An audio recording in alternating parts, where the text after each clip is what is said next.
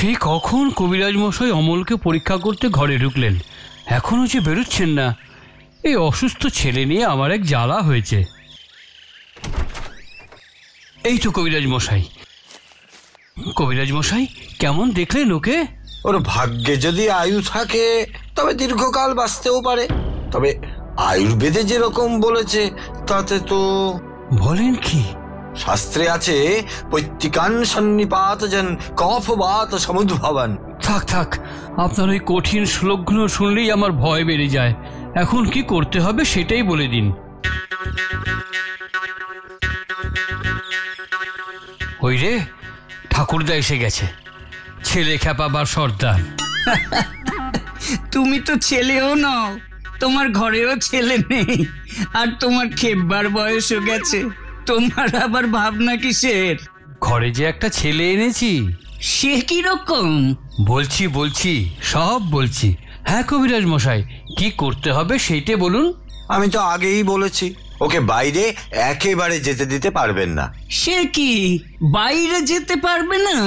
ছেলে মানুষ, ওকে দিনরাত ঘরের মধ্যে রাখা ভারী শক্ত। কি করবেন বলুন? শরৎকালের রৌদ্র আর বায়ু দুই ওর জন্য ক্ষতিকর। কারণ শাস্ত্রে বলেছে অপস্মারে জ্বরে কাশে কামলাং হরিমকে। ওইটুকু শরীরে একসঙ্গে বাত পিত্ত শ্লেষা। থাক থাক, আপনার ব্যবস্থা বড় কঠোর। রোগের দুঃখ ও বেচারা চুপ করে সহ্য করে, কিন্তু আপনার ঔষধ খাওয়ার সময় ওর দুঃখ দেখে আমার বুক ফেটে যায়। সেই কষ্ট যত প্রবল, তার ফলও তত বেশি। আচ্ছা, আজ আসি তাহলে দত্তমশাই। আসুন। এবার বলো দেখি মাধব, ছেলেটিকে কোথা থেকে আনলে? আমার স্ত্রীর গ্রাম সম্পর্কে ভাইপো। ছোটবেলার থেকে বেচারার মা নেই, আবার সেই দিন তার বাবাও মারা গেছে। এমনিতেই তো আমার স্ত্রী একটা পোষ্যপুত্র নেবার জন্য খেপে উঠেছিল। আহা, তবে তো তার আমাকে দরকার আছে। আজ আমি আসি, চলি হে, পরে আসতে হবে। ছেলেটির সঙ্গে ভাব করতে হবে না।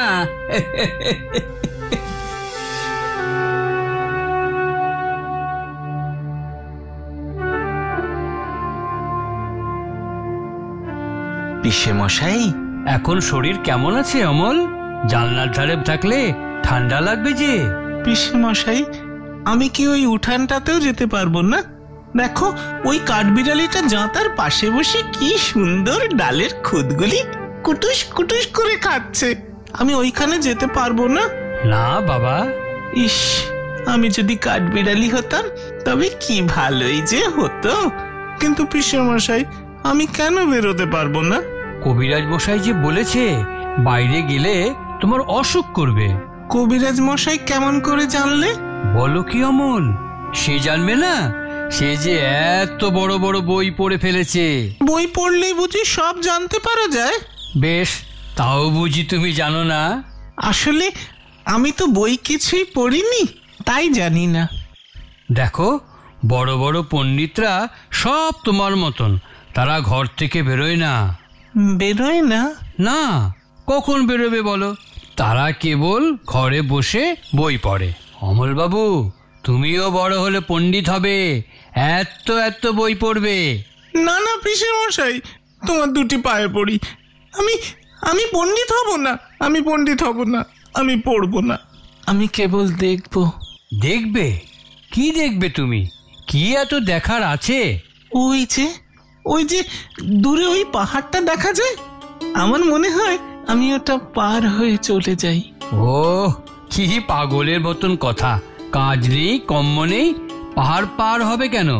পাহাড়টা যখন ওইখানে দাঁড়িয়ে আছে, তার মানে ওটা পেরিয়ে যাওয়া বারণ। মা, তোমার মনে হয় ও বারণ করছে? আমার মনে হয় পৃথিবীটা কথা বলতে পারে না, তাই অমনি করে ও নীল আকাশে হাত তুলে ডাকছে। পণ্ডিতরা ওই ডাক শুনতে পায় না। তারা তো তোমার মতন খ্যাপা নয়। জানো তো, আমার মতো খ্যাপা আমি কাল একজনকে দেখেছি।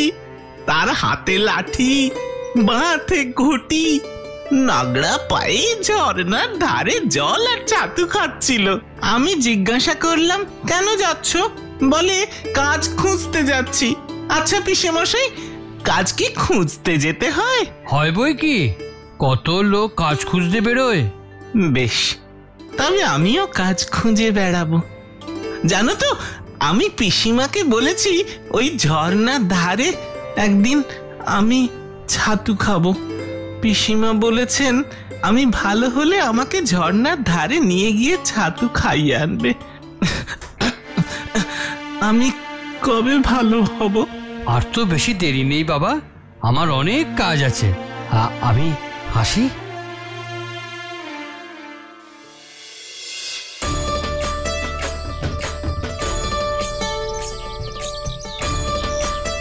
দই দই ভালো দই, দই দই ভালো দই।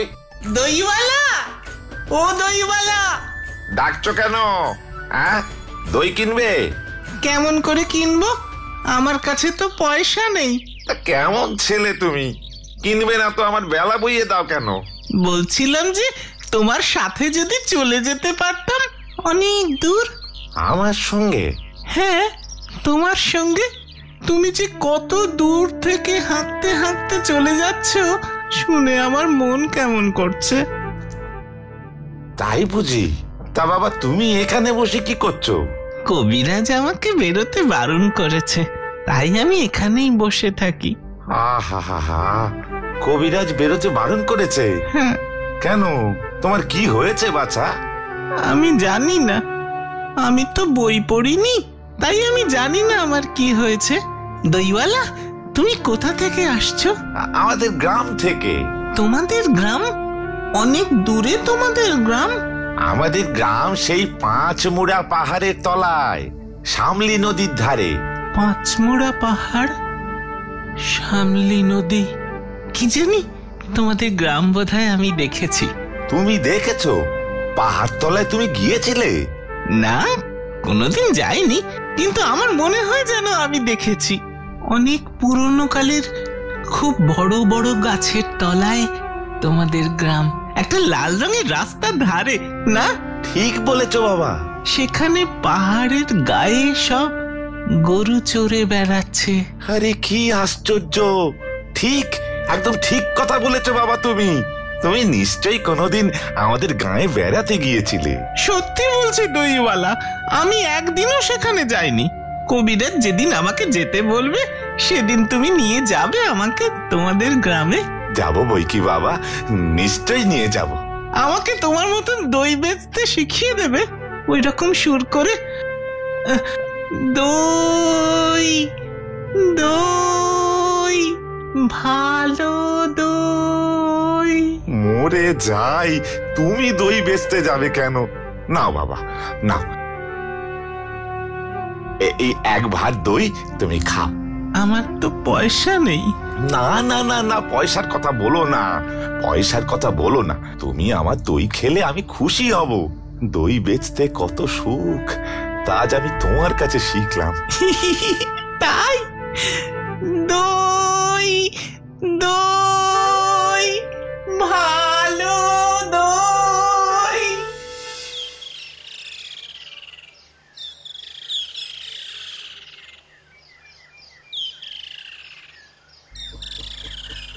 কে তুমি? কে? আরে আরে, এত ব্যস্ত হচ্ছে কেন? বিশ্রাম করো, বিশ্রাম করো। অসুস্থ শরীরে কি এমন ধকল সয়? তুমি কি করে জানলে আমার শরীর ভালো নেই, আমি অসুস্থ?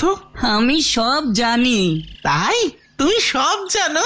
তুমি কি করে সব জানলে? আরে, আমি যে দেশে দেশে ঘুরে বেড়াই, সব দেখি, সব জানি। আমাকে কি তোমাদের মতো পেয়েছো? আমার তো যেতে কোনো খরচা নেই। তুমি দেশে দেশে ঘুরে বেড়াও? কোথায় কোথায় যাও বলো না? সে অনেক জায়গা, পাহাড়, পর্বত, নদী। ও মা, তোমার তো ভারী মজা। আচ্ছা ফকির, আমি যখন ভালো হয়ে যাব তখন তুমি আমায় তোমার চালা করবে? করবো বই কি, নিশ্চয়ই করব। কিন্তু তার আগে আমি রোজ এসে তোমায় গল্প বলে যাব, কেমন?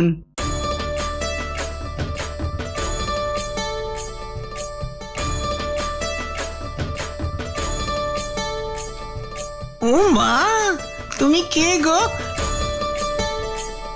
কেমন মল ঝমঝম করতে করতে যাচ্ছ?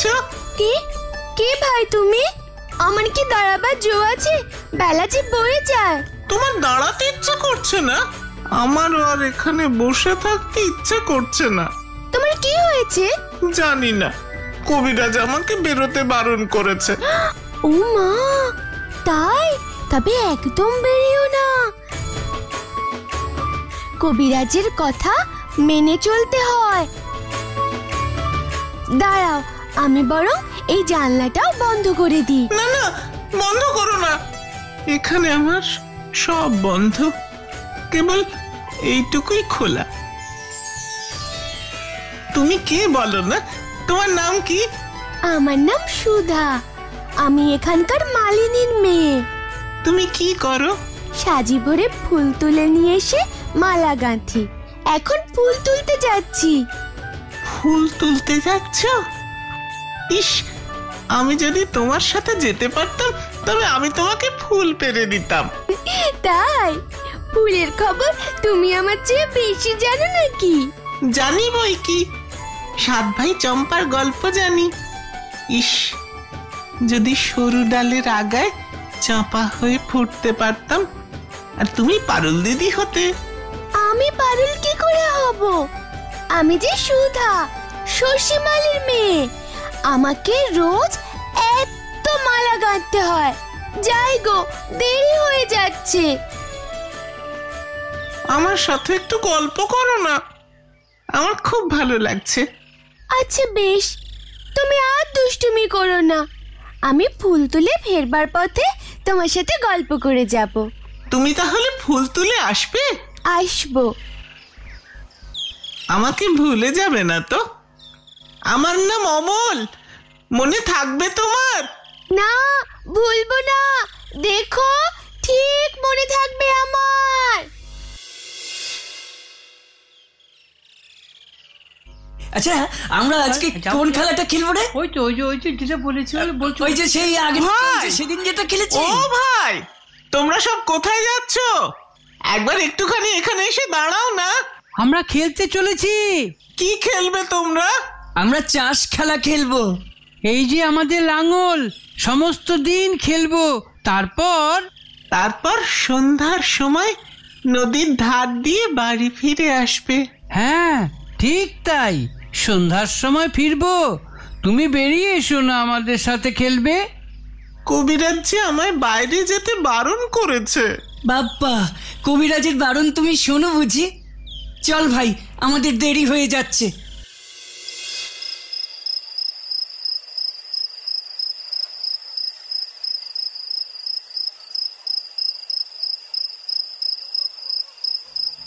পিসে মশাই, ও পিসে মশাই, আমি কি আজ আল্লাহর কাছেও যেতে পারবো না?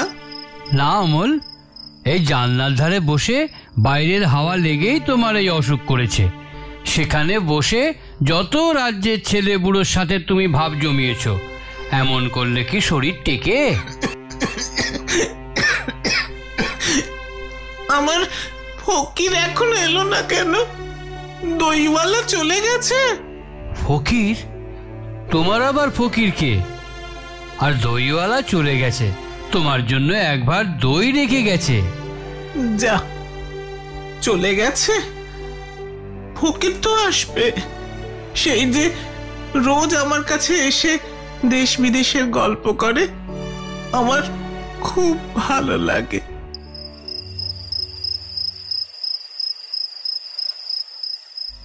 এ কি তুমি? ফকির ফকির, আজ আমি ক্রঞ্চদ্বীপ থেকে আসছি।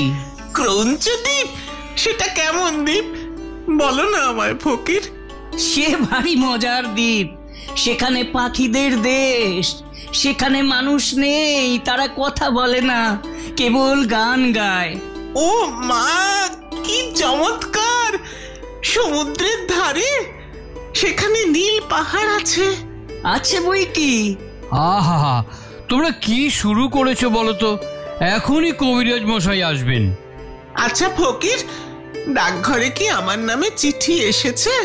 শুনেছি রওনা হয়েছে, চলে আসবে। তোমরা কি শুরু করেছো বলো তো? শুনেছি অমল নাকি মোড়লকে বলেছে রাজা তোমাদেরই চিঠি লিখবেন বলে ডাকঘর বসিয়েছেন। তাতে হয়েছে কি? ওই পঞ্চানন মোড়ল বেনামি চিঠি লিখে রাজার কাছে সে কথা লাগিয়েছে। রাজার কানে এ কথা উঠলে আমরা সকলে বিপদে পড়ব। কিরে ছোড়া, রাজার চিঠি এসেছে যে? সত্যি? কোথায় দেখি? ও, সকাল থেকেই আর চোখে অন্ধকার দেখছি, কথা কইতে ইচ্ছে করছে না। এমন করবেন না মোড়ল মশাই, ও ছেলে মানুষ। এই সেই চিঠি। দরজা খোলো, দরজা খোলো। এই আবার কি উৎপাত শুরু হলো? মোড়ল মশাই, এ তো ডাকাত নয়, রাজার সেপাই। দরজা যে ভেঙে ফেলেছে তাই শব্দ নেই। মহারাজ আজ 2 প্রহর রাত্রে আসবেন। তার বালক বন্ধুটিকে দেখবার জন্য সকলের চেয়ে বড় কবিরাজকে পাঠিয়েছেন। রাজবৈদ্য মশাই, এখন কেমন লাগছে বাবা? খুব ভালো, খুব ভালো। আকাশের তারাগুলি কি সুন্দর দেখা যায়, কিন্তু কোনটা যে ধ্রুব তারা? রাজা আসবেন, ঘরটা ফুল দিয়ে সাজিয়ে রাখো। তিনি যখন আসবেন তোমায় ধ্রুব তারা চিনিয়ে দেবেন। তুমি বিছানা ছেড়ে তার সঙ্গে বেরোতে পারবে তো? বেরোতে পারলে আমি বাঁচি। বাবা, রাজা তোমাকে ভালোবাসেন, তিনি স্বয়ং আজ আসছেন। তার কাছে আজ কিছু প্রার্থনা করো, আমাদের অবস্থা তো ভালো নয়। তিনি যেন আমাকে তার ডাকঘরের হরকরা করে দেন। আমি দেশে দেশে ঘরে ঘরে তার চিঠি বিলি করব।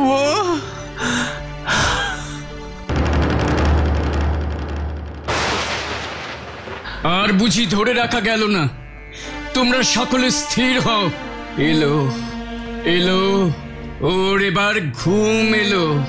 প্রদীপের আলো নিভিয়ে দাও। এখন আকাশের তারাটি থেকে আলো আসুক। ওর ঘুম এসেছে। বড় আরাম লাগছে, কতদিন পর তারার আলো দেখছি।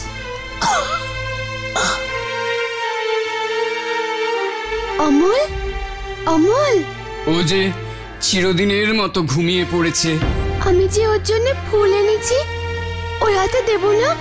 ও কখন জাগবে? রাজা এসে যখন ওকে ডাকবে তখন তোমার ফুল ওর হাতে দাও। কানে কানে বলে দিও। কি বলবো? বলো যে সুধা তোমাকে ভোলেনি।